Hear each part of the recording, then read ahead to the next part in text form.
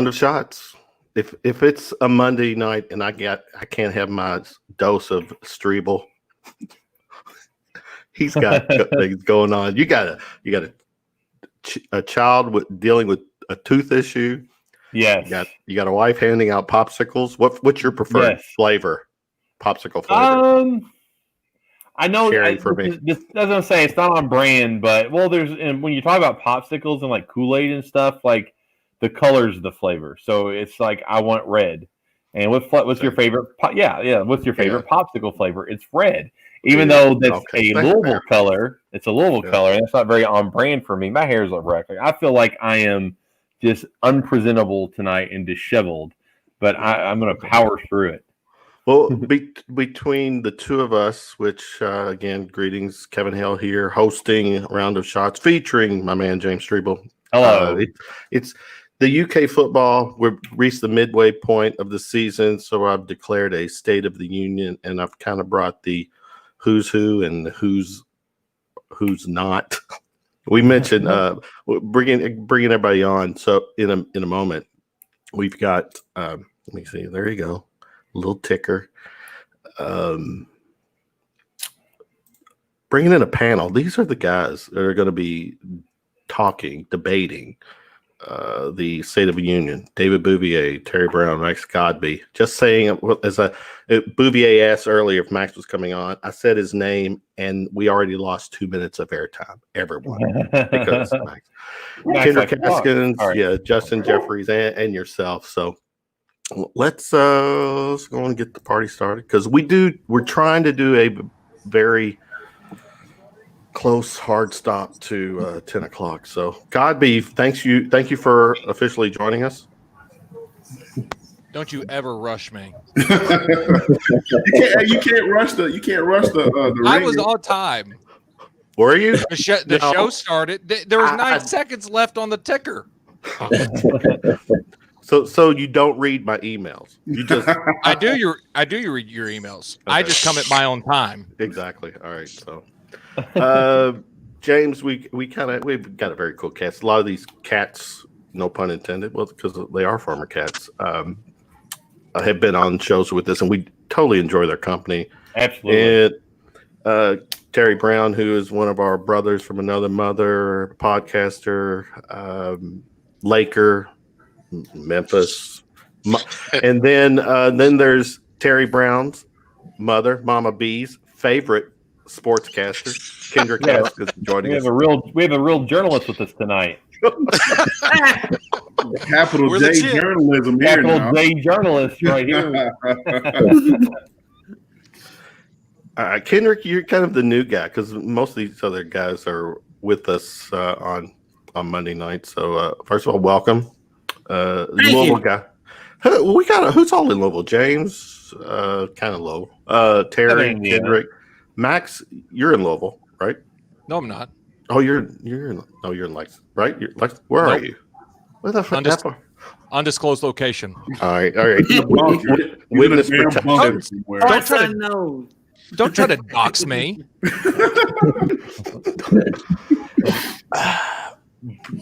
Kendrick, being a Louisville sportscaster, do you remember covering Max Godby during his Cal days, Christian Academy? I remember Max Godby's name. I remember Justin Jeffries because he was a beast at UK. That's what I'm talking about. I like this guy. I like my dude right here. A beast. And I tell people all the time, it's like once the season ends, I flush my mind of a lot of stuff. So people get mad at me because like you don't remember such and such. I'm like, nope. But but certain people stand out. Justin Jeffries stands out, and so there's that. Not my head's big enough, Kendrick. I don't need it to be any bigger. My wife will say that. Trust me, I got made fun of my big ass head for years. I don't need to hear anybody else talking about they got a big head. All right, guys, we're going to try to stay as true to form with the State of the Union. So I've got certain topics, questions to throw at you guys, but like with every debate, I want to get everyone's kind of opening statement. We're halfway through the season, 2-3. And the easiest way for me to do this is to go alphabetically one way and then go reverse it the second round, if you will. So I'm going to start with, Bouvier, David Bouvier, who, looks to be clearly the youngest, could be a Backstreet Boy. If, with that mug. David, welcome to the show. One of our favorites here. Give us your 60-second opening statement for the football program through the halfway point of the season. Shoot, well, there's I don't know what to think. The Cats have been so high and so low. It's hard to know where they're at. Just seems to come down to whether they're ready to play for a game. Tennessee, obviously, they were, ready. They came out firing, but last week, clearly Missouri wanted it more. I think it's safe to say we have a QP competition now, so that's going to be interesting to see how that plays out. Offense has to be better. The defense needs to get off the field quicker, but we showed glimpses of being a great team, but we've also shown that we got a lot of work to do. So I'm looking for improvement in these next couple weeks. You and the rest of BBN. All right, Terry Brown, you're next. Your opening statement. Well, to quote the great Bill Parcells, you are what your record says you are. And this team right now is not very good. We all had high hopes going into it. But I don't think we're to the point where we can just start looking toward basketball. This team can still do some things and can still turn things around, but how they do that, that's why Stoops gets the big bucks. Max Godby, your opening take. I think what you're seeing now is right now the last hurdle that Coach Stoops needs to get over as being a head coach at the University of Kentucky. He's brought a premier national defense. He's brought premier special teams. He's developed one of the greatest offensive lines in UK football history. He still has not developed an explosive offense during his time here. And right now we are seeing, I don't know if it's a confliction of offensive philosophies, just guys not meshing. But in order to win games, they say defense wins championships, but you still have to put some sort of product on the field offensively. And this is going to be for the back half of this season, which is absolutely excruciating.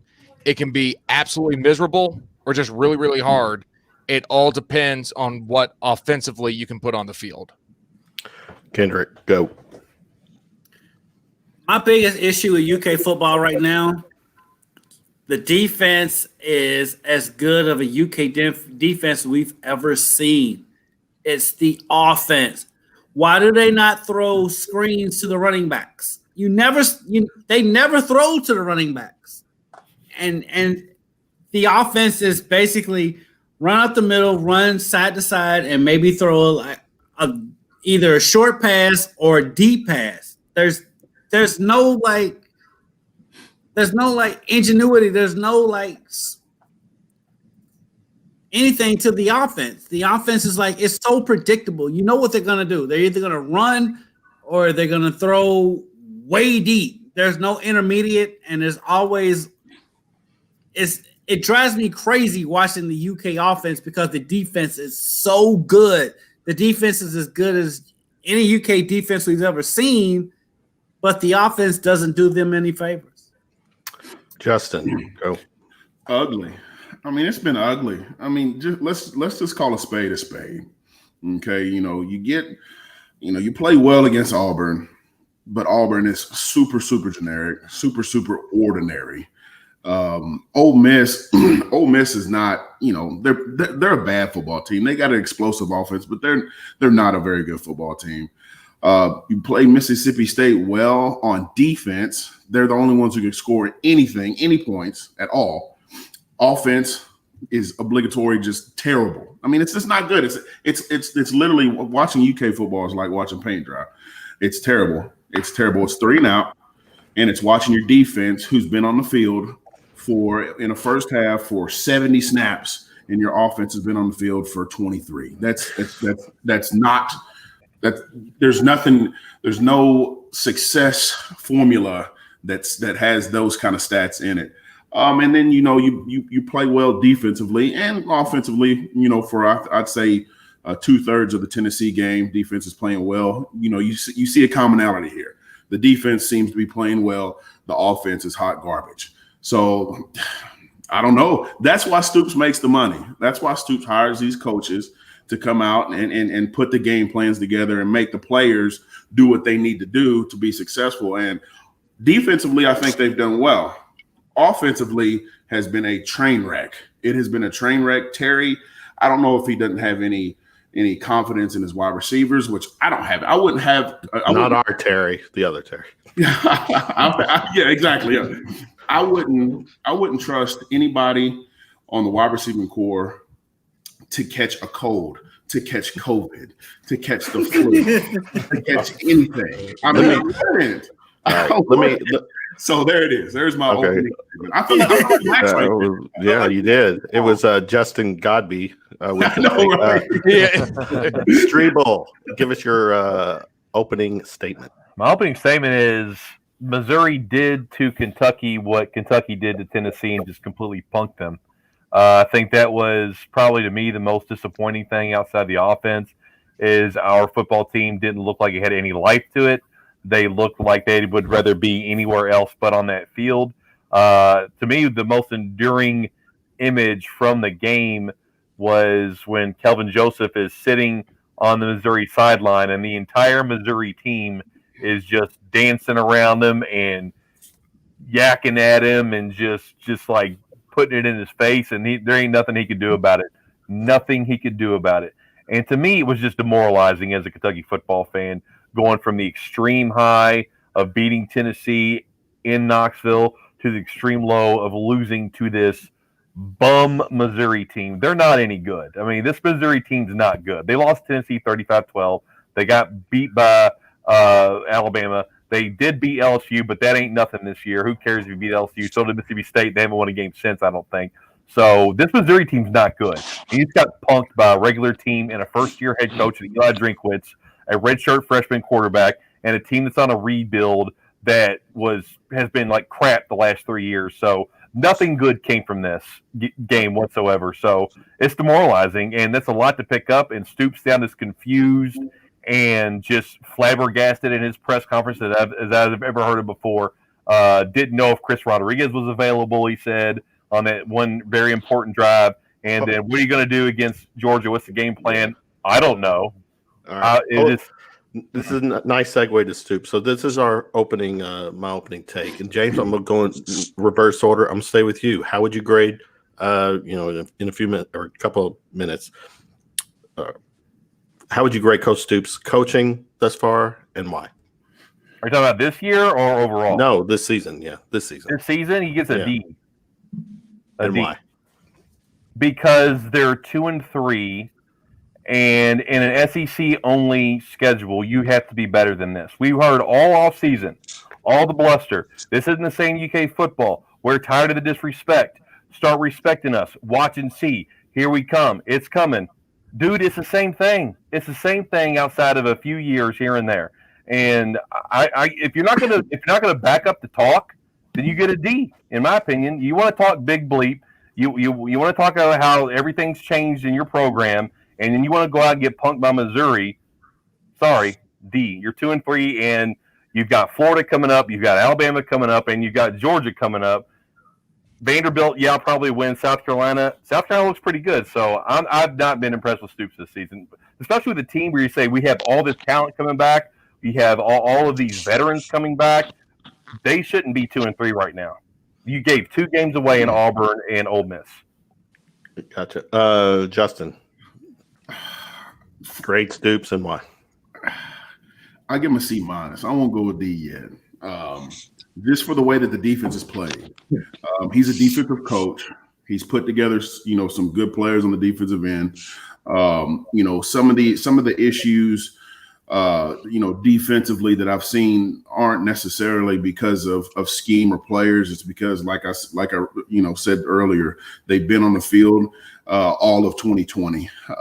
The offense has not been on the field. the defense has been on for all of COVID. Since COVID hit, the defense has been on the field. So, I don't care how good of a defense you are. If you only field the whole damn game, there's not much. But to go back to Stoops, that's why I give him a C-. Yeah, the offense stinks. It sucks. It's abysmal. It's atrocious.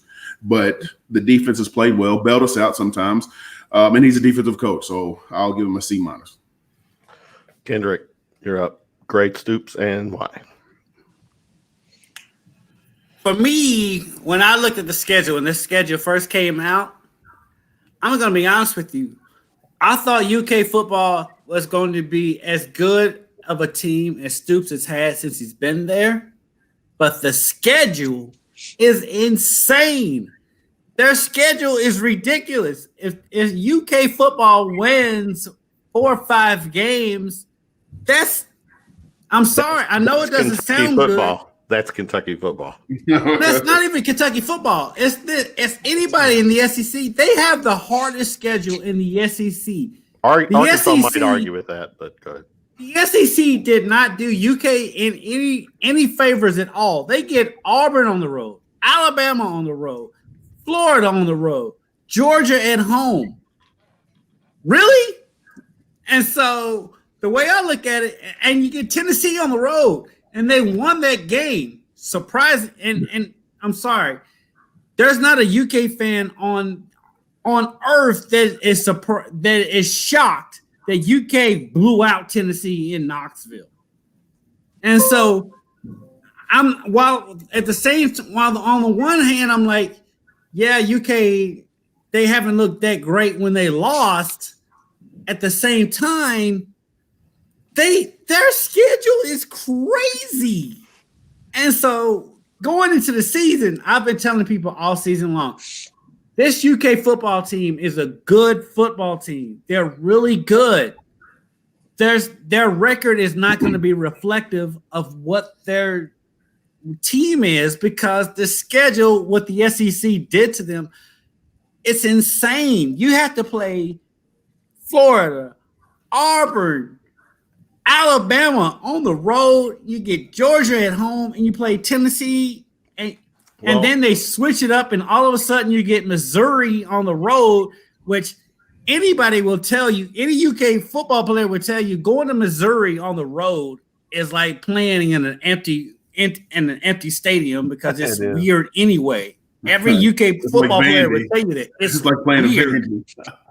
Right, it's weird. It's hard to get a height. It's because it's easy to get height when you're playing on the road because it's like, okay, it's the world against us. When you go to Missouri on a regular schedule, it's like, okay, it's like 50, 70 people against us. And then and then you get there and it's not even 50, 70 people there. And so I'm like, I can't get mad at UK for not being up for that game because it's Missouri for one, and I'm not mad. I'm not mad at UK right now because it's so hard to get up for that game on a regular basis, and then you go there and there's somebody there, and then to me, to where I look at it in their schedule, they got one at Tennessee because when I looked at their schedule, I was like, they're going to lose at Tennessee and win at Missouri. So, okay, all right, it's just hard. Great Coach Stoops and why? Well, real quick to piggyback off what he said, and I hate to play the former player card, but Justin will agree with me. David will agree with me. There's something different when you play FCS Southeast, middle of Tennessee, Chattanooga, then you get Ohio, then you go into SEC play, then you get a break, and then you get to finish it with a cupcake like Louisville. There's something different. There's something different when you get that break instead of an onslaught of a full SEC schedule, especially one that in your favor. Now, Justin will know this. David, you may not. I don't think you played during the time. There used to be a time that the SEC East used to be really good and actually a lot better than the West.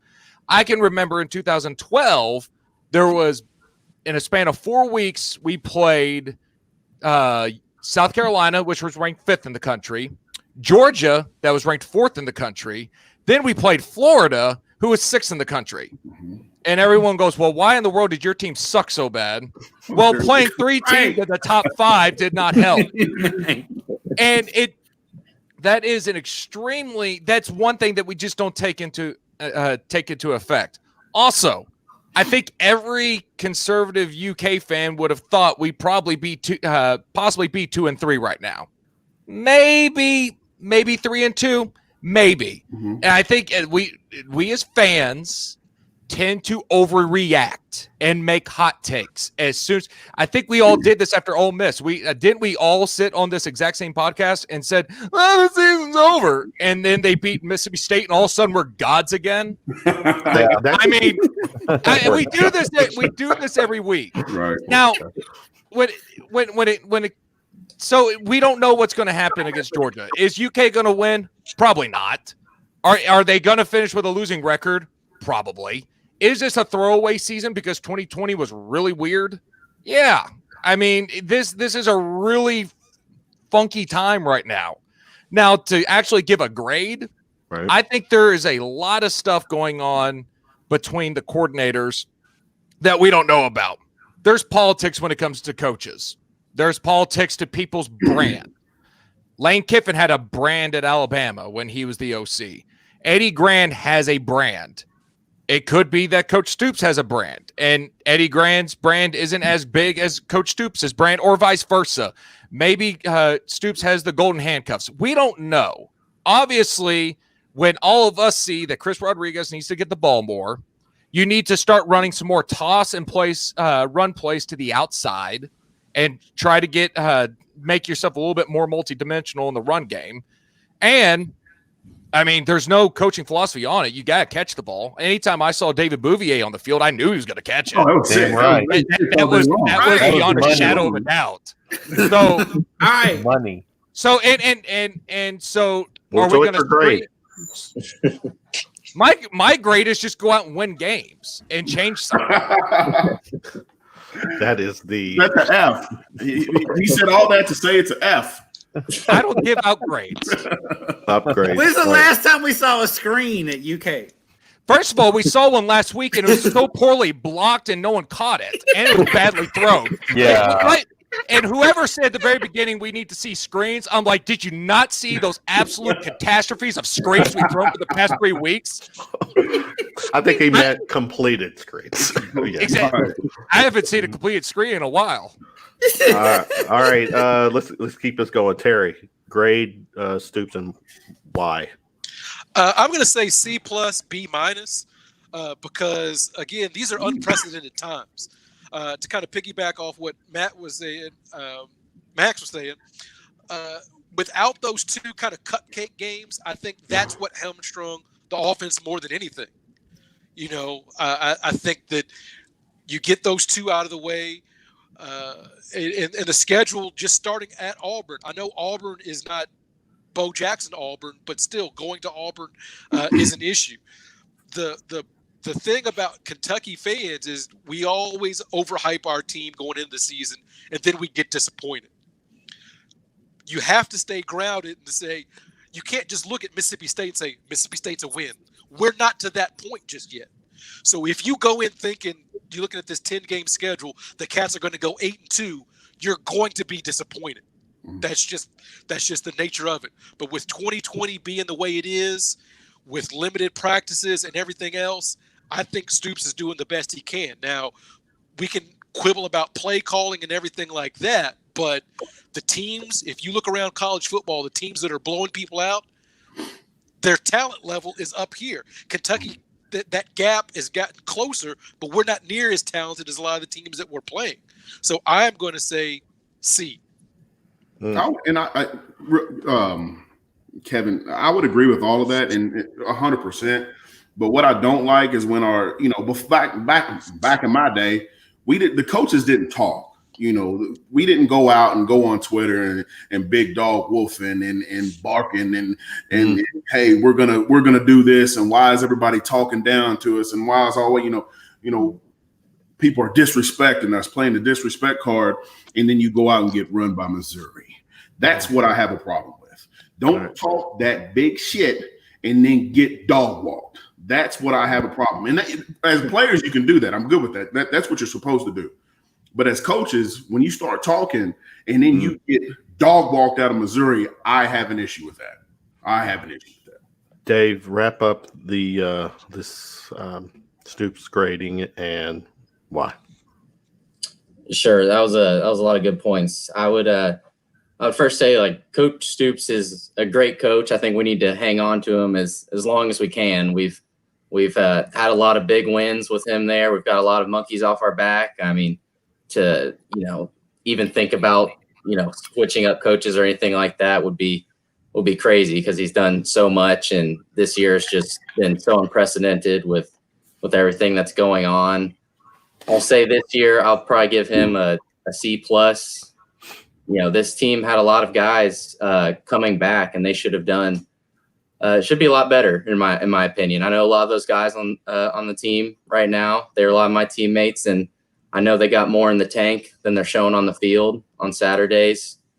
I guess I can say this now. I'm not on the team. It's not like Coach Stoops can make me run gassers or anything now, but I think he needs to let Coach Grand loose a little bit, because when we're in practice, at least when I was there, it was always like 50% passing, 50% rushing, great balance. Receivers catching the ball. Game time's a little different. Guys get jitters, of course, but once we get to the game time, Coach Stoops is always whispering to Grand, hey, let's run the ball here, give it to Chris here. When I was there, give it to Benny here. Granted, that did work a good amount of time when we gave it to Benny, but when Coach Grand was at UC, he was throwing the ball around. They were averaging like 400 yards of offense every game. So, in my opinion, I think he should let Coach Grand do what he does. He's been around the game a long time, and Coach Stoops, he's great defensive mind. I think they are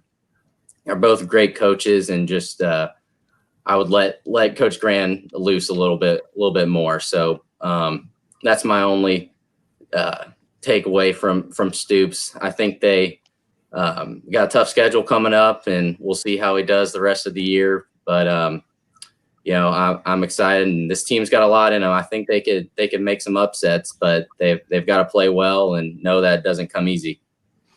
James, that's the question I have. That's the question I have for the players in this Zoom is, you all know more than we do, and from what we've seen, it's just like Eddie Grant's offense has been super, super conservative. And Dave, you just pointed it out. It's like, his offense before, they was putting up yards and numbers. Here's my response to it. Why are we not getting that now? Okay, James, you're our feature guy on the show, so I'm gonna ask you this, and then we can kind of let the rest of us chime in. Great points from Dave as far as Grand getting them to be a little looser, but you got to have players. You have to have players to do that.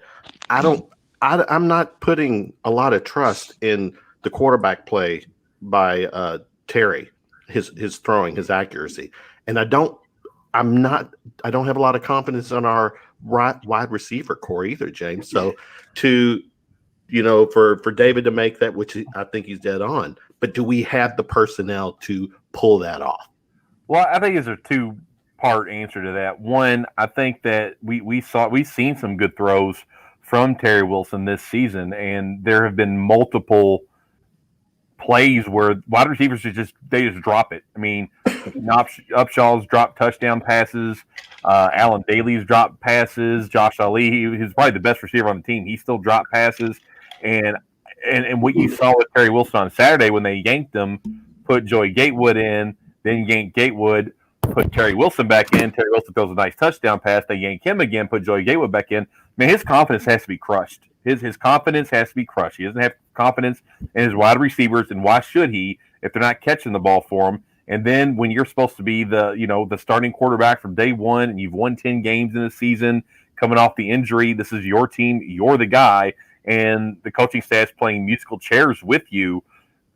Mentally, if he's not checked out, or if he is checked out, I can't blame him. I can't blame him one bit. I can't imagine what that's doing to him. So to answer your question, it is a talent problem, but it's also a coaching problem, because you have to figure your guys out. What is your offensive unit good at? Who's your best running back? Who gives you the best success or the best chance to win a game? And you need to figure it out. Quit playing musical chairs with all your players and confusing everybody. The fans are confused. The players are confused. It looks like to me the coaches are confused. They got to figure this stuff out. That's one of the reasons why I gave them a D, is because everybody just looks like, what the hell am I supposed to do? Am I playing? Am I not playing? So I think it is a talent issue, but I'm putting it more on the coaches, just keeping everybody shuffled around so much. They can't get a rhythm established on offense right now because they got too many guys going in and out. Nobody knows. It's like Grant said, I'm going to give it to the hot hand. How the hell do you know who the hot hand is when you don't leave it back in for more than 3 or 4 plays before you pull them, before you can get a rhythm going? We saw that one time, in my opinion, this year, and that's the second half against Tennessee. They gave Chris Rodriguez the ball and just ran over the Tennessee defense. Where was that on Saturday? Where was it? Mm-hmm. Let's we're basically really technically one topic in, and it's 9:33. So what'd you expect? Yeah, I know, but Yeah. I do use first and foremost. I use this show as an excuse to hang out with some cool guys, and then the good conversation follows. All right, I want to try to challenge you guys to just be on point, be a little quicker, because I do have a few more to get through here. All right, starting the carousel back with Dave. Who is the quarterback heading into Georgia, or to playing against Georgia? And Micah Stoops on his presser today, right, was undecided. On the depth chart, it's Joey. It's Terry Wilson or Joey Gale. Yeah, okay. Yeah, 4 now. Yeah, go ahead, Dave. I think you start with Terry. He's played before, but I think he's going to be on a short leash. I hope that he responds this week in practice with being competitive.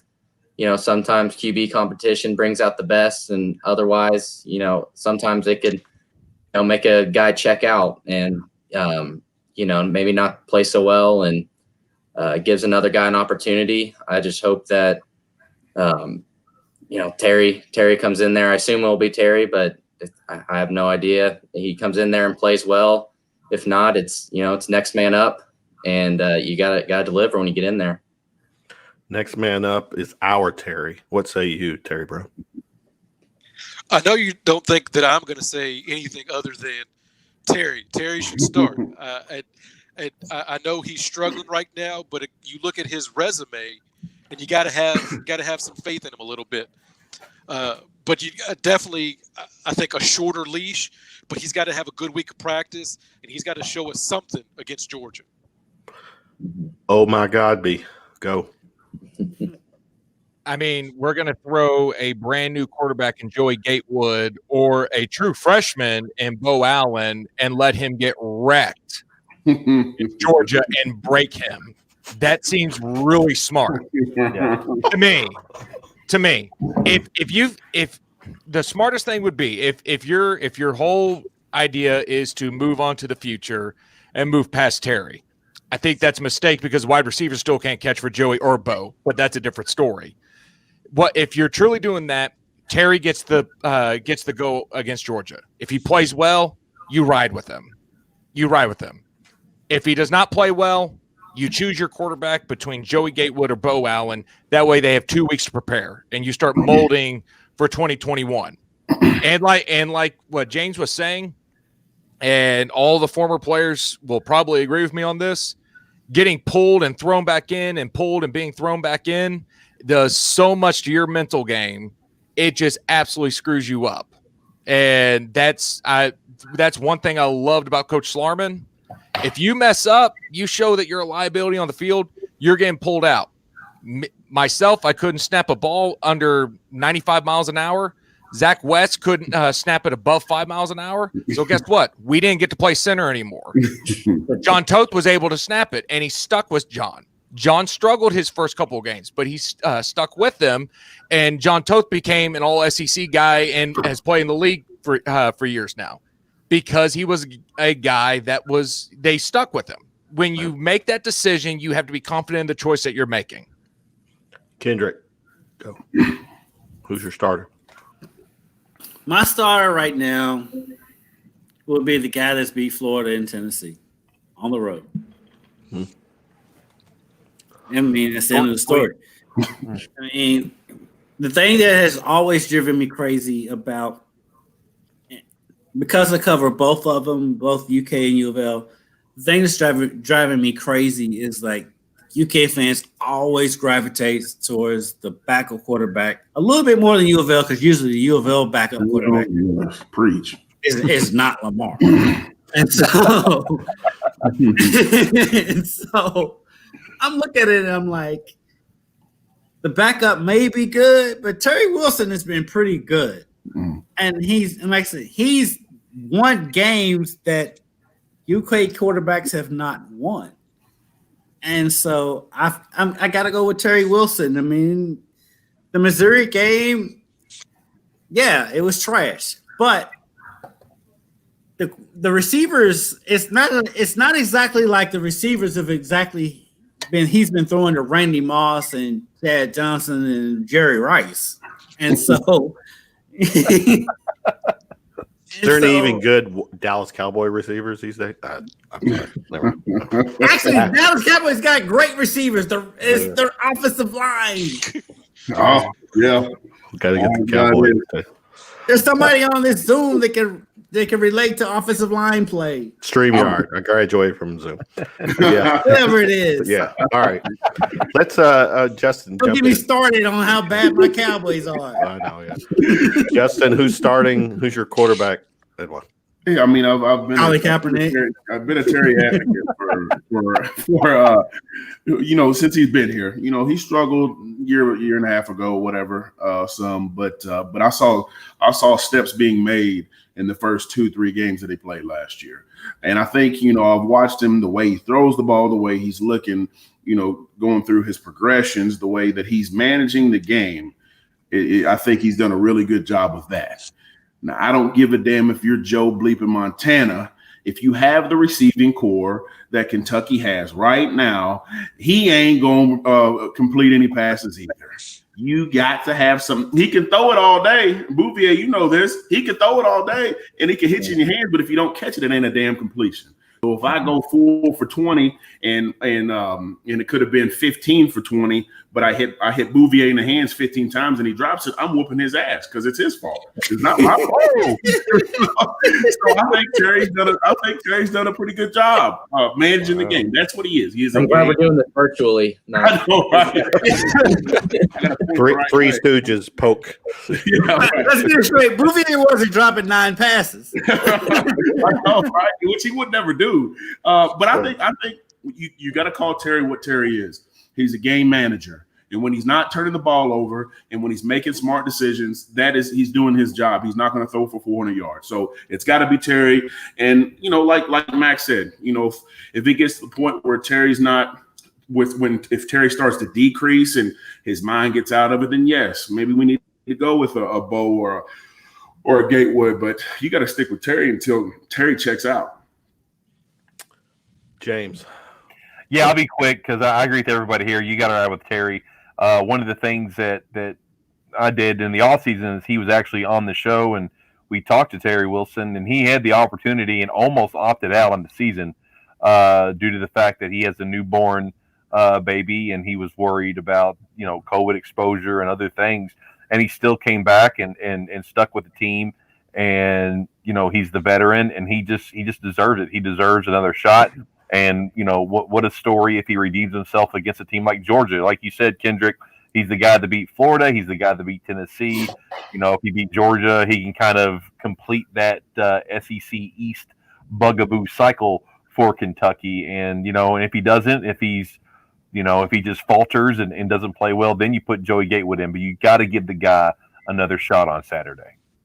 All right. So basically a potential repeat of this past weekend. You get him more than like 2 series, though. I mean, come on. That was, Please. I mean, it was 2 series and out. That was quick. I mean, you got to give him to like halftime and just. All right. Let's. And you have to go with their full running backs. I mean, Right. Cavassier Smoke hasn't played that much this season. I mean, they've got a loaded backfield at running back. You've got to give Terry Wilson the loaded backfield that they have coming into the season. Well, it's a nice segue because the next topic is James. I know this is one you've been really hot on. I get to start with you going back the other way, and let's go through these quick. James, who should be the feature running back and why? It's Chris Rodriguez. He is the running back that, in my opinion, best goes with the offensive line and what they do, which is just get big, mean, and ugly, and just push people around. And he reminds me a lot of Benny Snell. He's very, very violent at the point of contact. He drags people with him. Yeah. And just to me, he fits Kentucky style, or what Mark Stoops wants Kentucky style football to be. And that's a battering ram running back with a big, mean, ugly, nasty offensive line. Justin. Damn, why are we going to be ugly, James? I was offensive lineman too. I played as well. My 1 year in NAIA football. I didn't know that, James. I didn't know that about you. You played. Yeah, I played 1 year. We'll have to talk. Well, shit. You mean to tell me I've had all these offensive linemen? You never told me you kind of was one of them. He's a Are you ashamed of us? No. Is that why you don't talk about it? And that's why I'm saying he's like, I don't want no parts of this. These guys are thinking. I actually played against UK in a scrimmage at when it was just Commonwealth Stadium back in the day. You're just now telling us this stuff. See, I know. Wow. No one ever asked me.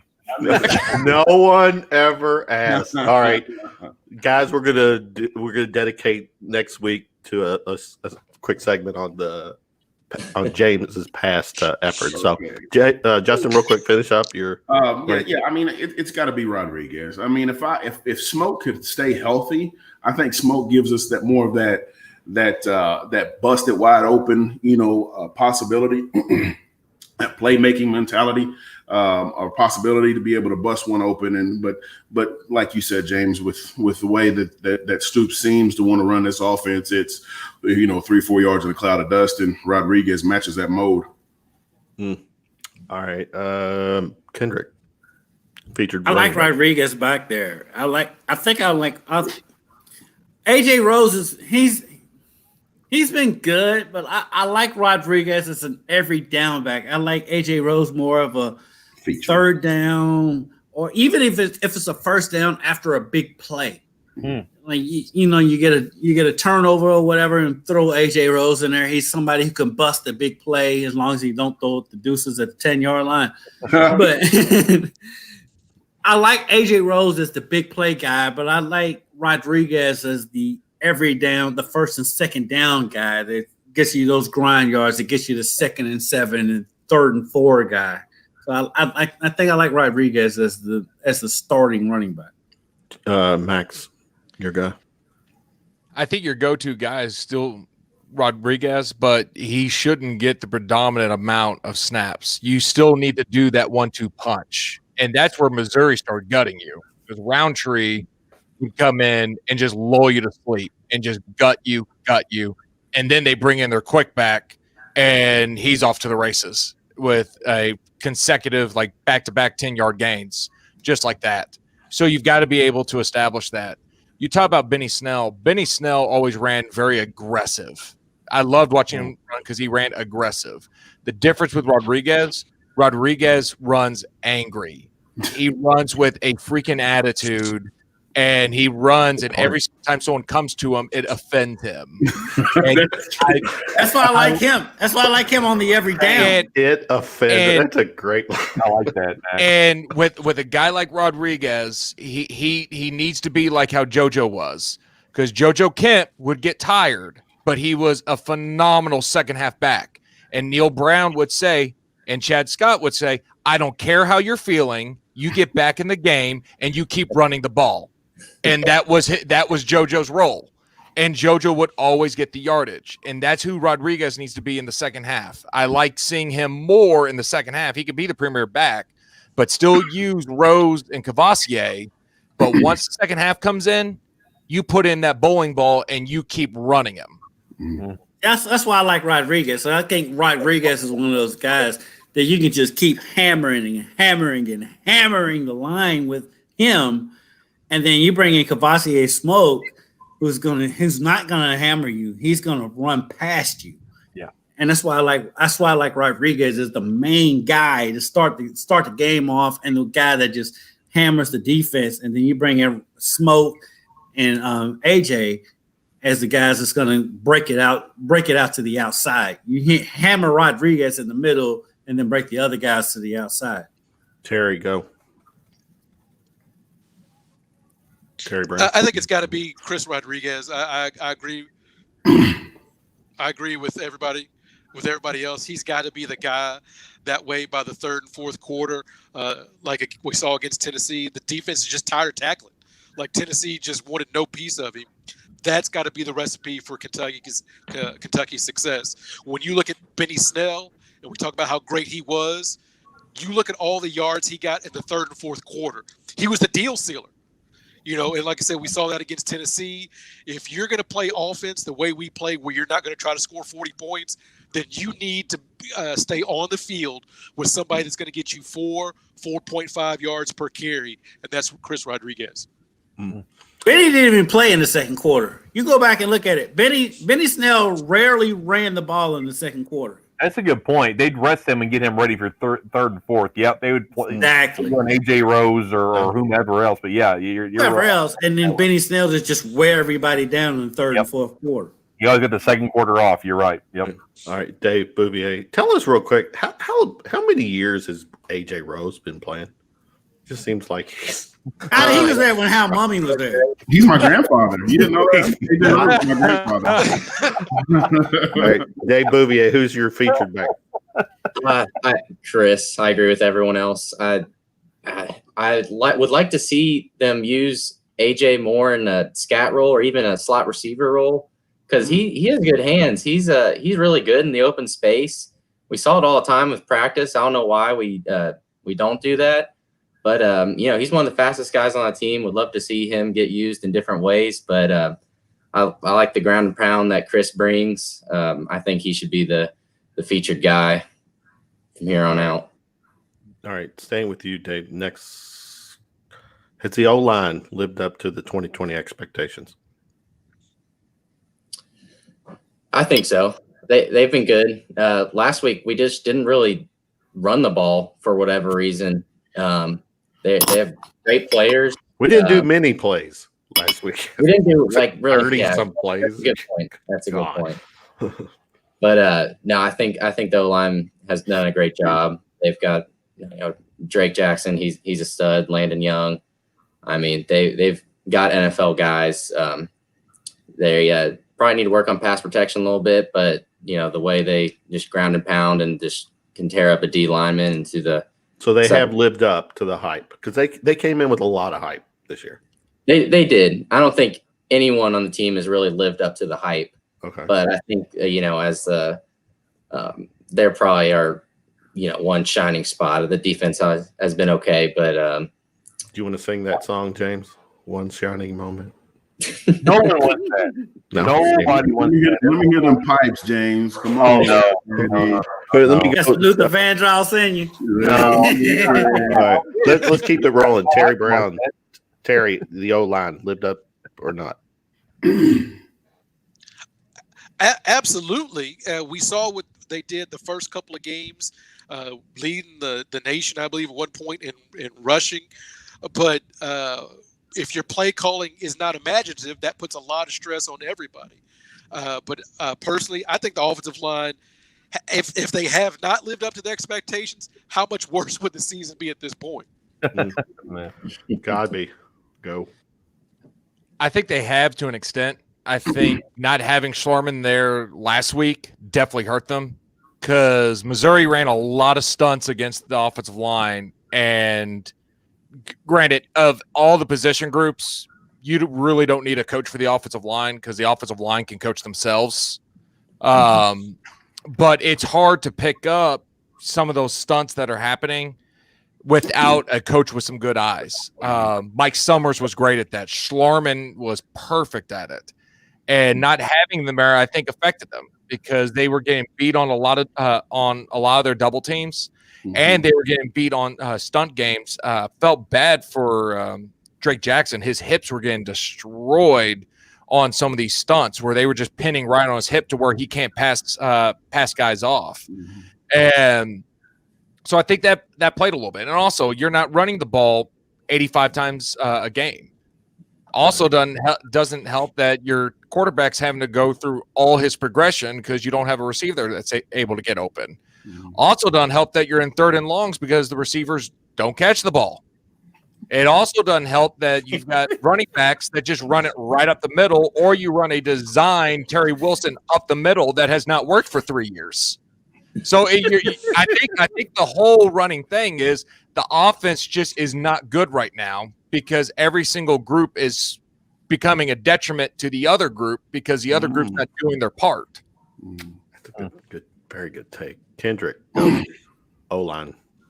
I'm just gonna feed off my brother right there. It's like the offense is very predictable, and like there's no imagination to the offense. It's like you've got Ali, you've got all these receivers. I'm gonna shout out to my guy Tay Crooms, who played at Butler, and it's just like you've got all these receivers that are supposed to be good, but you don't really throw the ball down the field. And so defenses, I take it back to like, there was a quote from Deion Sanders when he was asked, how would he defend Terrell Owens? And he was like, I would just pull up a chair and sit down 7 yards off the line of scrimmage and just sit in the chair. That's how you got to kind of look at the UK offense. They don't really go downfield. All right, I'm going to challenge you there. Where is that? They're not going downfield. Is that because the O-line is not doing their part to give Terry that protection? You know, those couple of seconds. There's people on this conversation who knows more about that than I do. But just looking at it, this is like, you have to go downfield, even if it's an incomplete pass. You have to present that weapon that you will go downfield, and it just doesn't feel like UK does that. It's just like, they're not going to go downfield. They're just going to run the ball, and they're just going to throw short passes. They don't really go. It drives me up a wall. I'm telling you, I watch their offense, and it drives me crazy because I know the weapons that they have on the outside, and I'm like, they have the weapons to go downfield. It just doesn't feel like they take advantage of that. Because like Ali, that dude is huge. Throw it to him down the field because he's so big. Well, it's either going to be a catch or a pass interference. I think what you're focusing more on is the offensive play calling and as a whole. But I'm trying to focus here on the line itself. So I think the line is okay. I don't think it's great. But I think it's okay. So they haven't lived up to the expectation. To move the ball down the field. Justin, have they lived up to your expectation? In certain instances, I'd say for 2/3 of the season they probably have. I think they've done a pretty good job with being one dimensional. It's really tough, to block when somebody knows what's coming. I mean, it's very tough.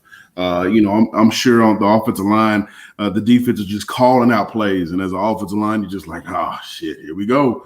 Now they know what's coming, and I think they've done a good job of that. They haven't done, Max pointed it out, dealing with stunts, dealing with moving fronts, and I think Ole Miss developed the blueprint on how to do that because they moved their front seven a lot.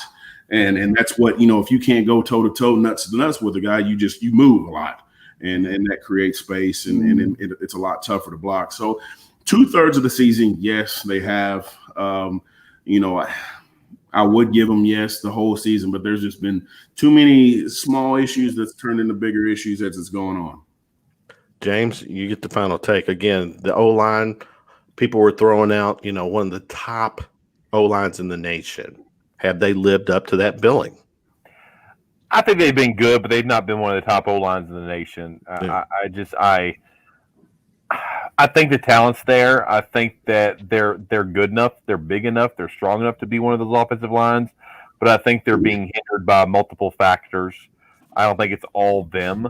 I mean, we talked about the fact that Max brought up John Schlarman not being there.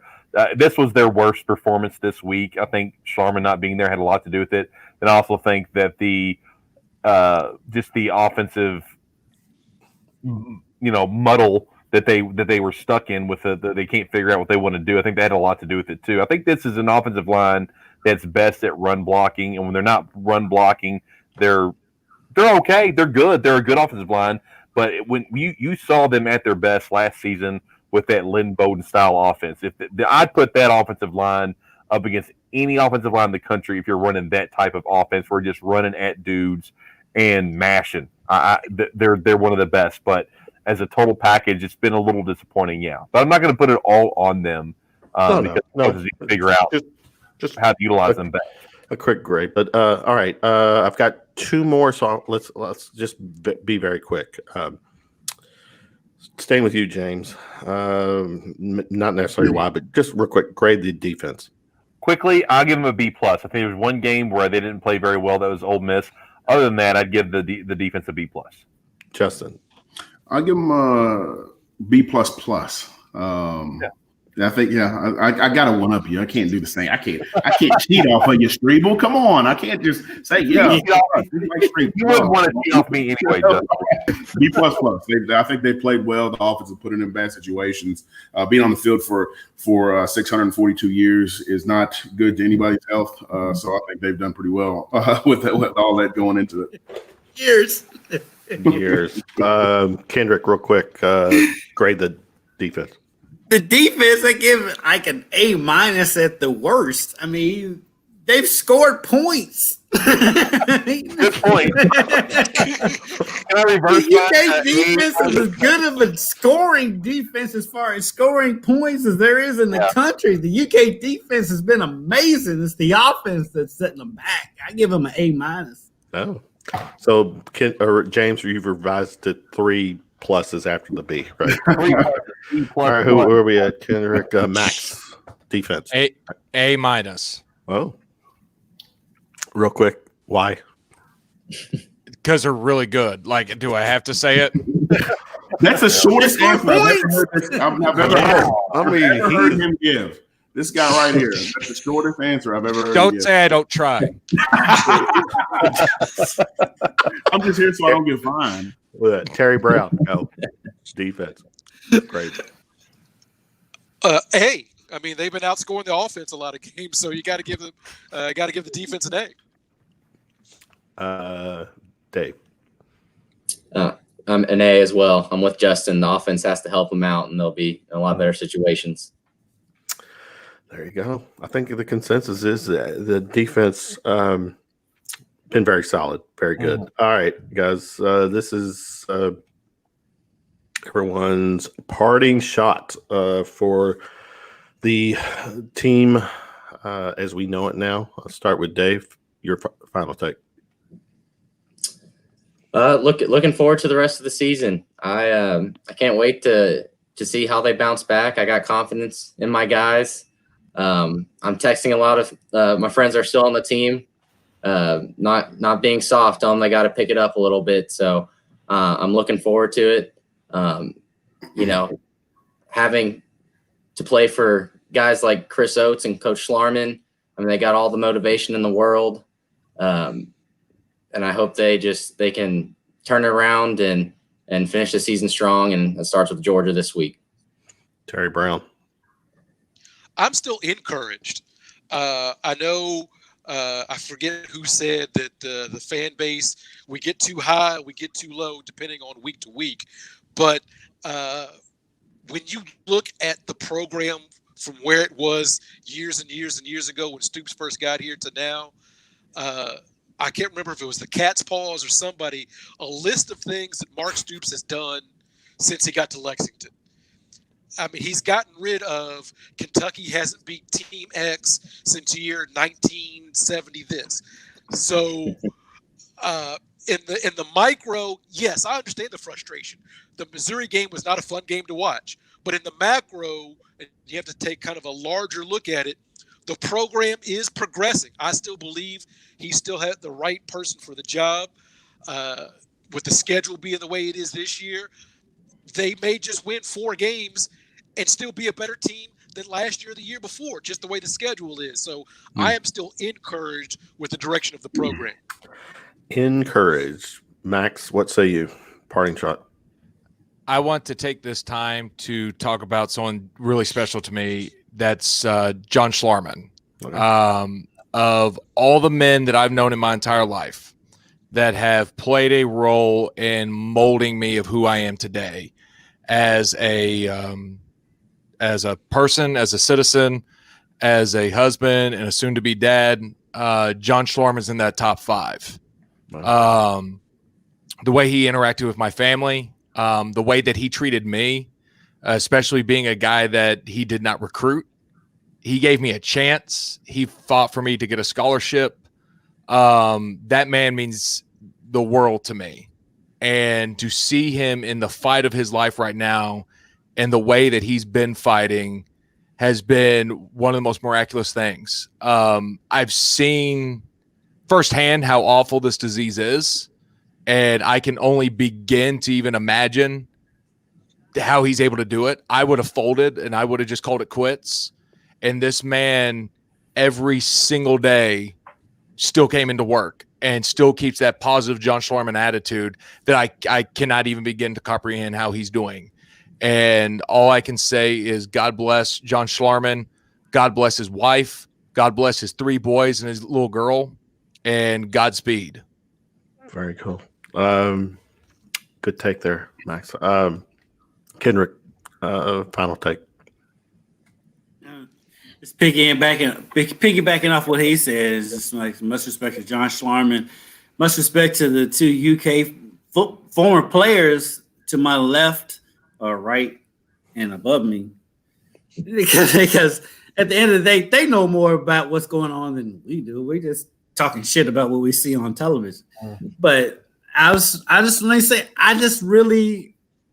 when that schedule came out for UK football, I just felt like UK football was going to be a really good team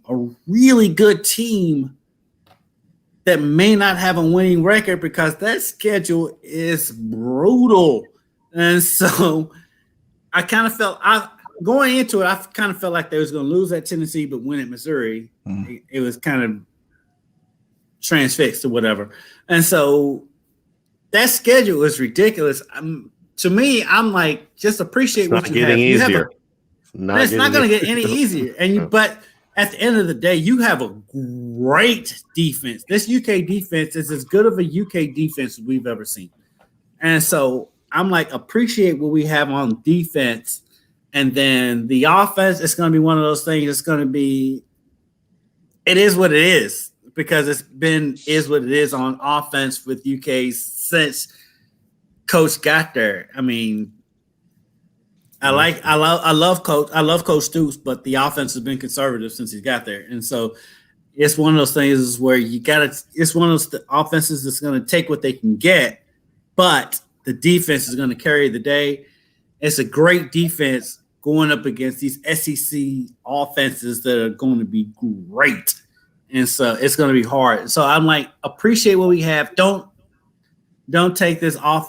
Don't take the record. Don't look at the record, because the record's not going to be great. I think they're going to have a losing record, but it's going to be a very good Kentucky team despite the record. Justin, final take. Hopeful is probably it would be the best way that I can put it.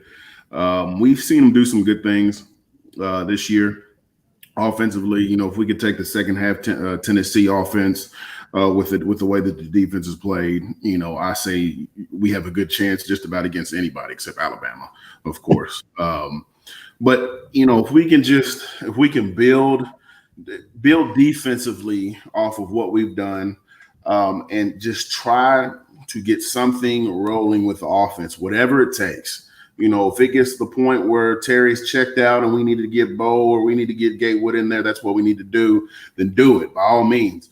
And one of the biggest things is, and James knows this, I preach it every time, especially when we lose, is adjustments.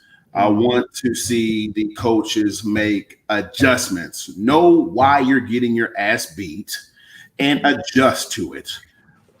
That's one of the things that I hope that we can kind of get rolling. Against Georgia. Georgia's going to be Georgia, let's be honest. Then you get a bye week. Then you start season number 2. That's how we used to say, after the bye week is the second season. We're starting all over again.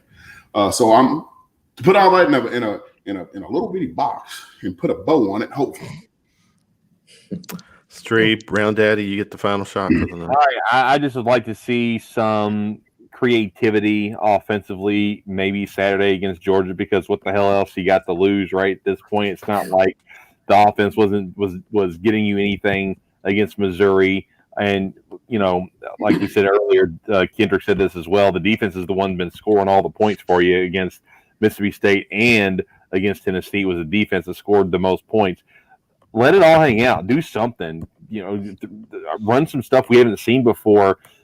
Coach Stoops, you got to swallow your pride a little bit. I know maybe that you want to run this conservative, vanilla Amish offense, but at the same time, it's like it's time to move on. It's time. Your team's in a spot right now where you've got a very difficult stretch coming up. Let's see something. Let's get it exciting. Maybe that'll pump the players up and they'll play harder. Maybe if they're like, hey man, this is cool. We haven't ever run anything like this before. This is getting exciting now. Let's do something that we haven't seen before, and let's make Kentucky football exciting again. Make it exciting again. All right, guys. James, a little over the hour, but pretty close. Yeah. All right.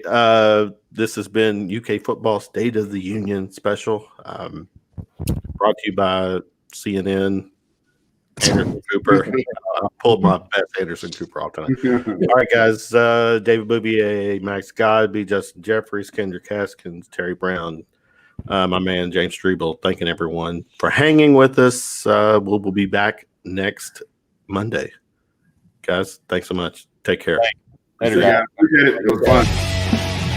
Later.